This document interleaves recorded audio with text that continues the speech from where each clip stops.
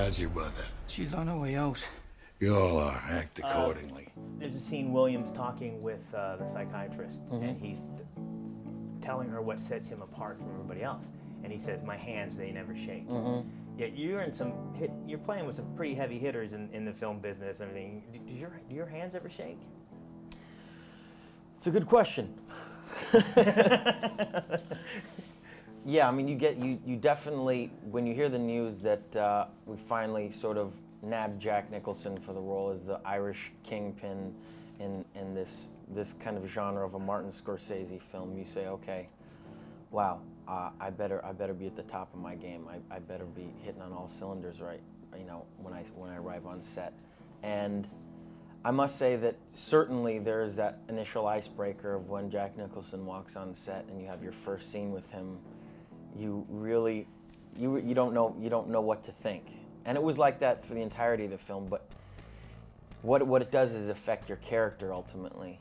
Okay. And once you get over those initial jitters, it then transfers into the character that you're playing and the role that you've sort of embodied, and it makes you that much more authentic as an actor, acting opposite someone. He has to be aware of what he does to people, though, don't you think?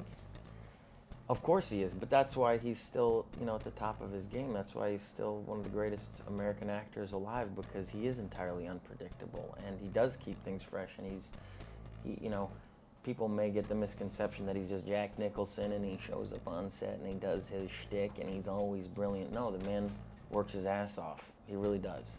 Yeah. He's that old school type of actor that knows they need to do their research as well, and that's what he does. We hardly ever see you anymore. You're very selective in your filmmaking. What is it that you're looking for? Why don't we see that much of you?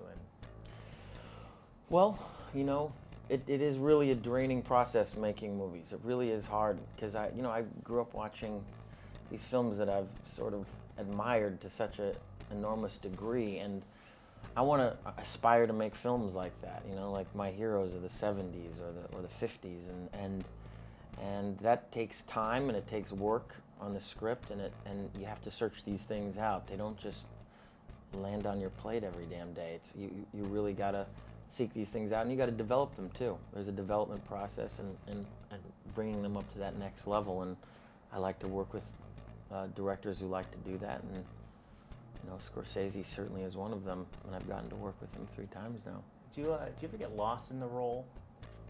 Like, do I take it home? Well, you know, maybe a little bit. I mean, especially in this kind of character, because I think in some ways he, you know, playing both sides, kind of got lost a little bit, I think. You certainly do. I mean, I wouldn't say that, you know, I go around beating people up with coat racks and smashing, you know, beer mugs over their faces, but, you know, that tension, that angst, those constant panic attacks that my character is going through, you'd be inhuman not to take some of that home with you. You really would.